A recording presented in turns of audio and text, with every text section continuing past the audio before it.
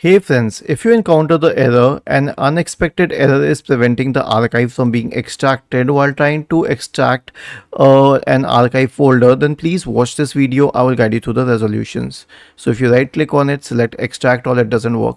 Now I'll give you the best suggestion. You can waste time over other videos and other suggestions on the internet, but one suggestion will be the best, and that is to use the 7-zip tool.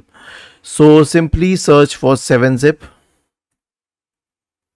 in the search bar and click on download and then click on install and give permissions, click on install and click on close and finished.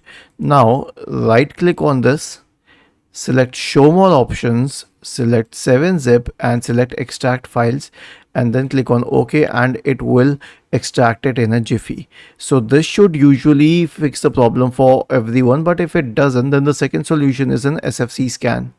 Search for command prompt in the Windows search bar and click on Run as Administrator in the right pane to open the elevated command prompt window. Type the command sfc /scan now and hit enter to invoke the SFC scan.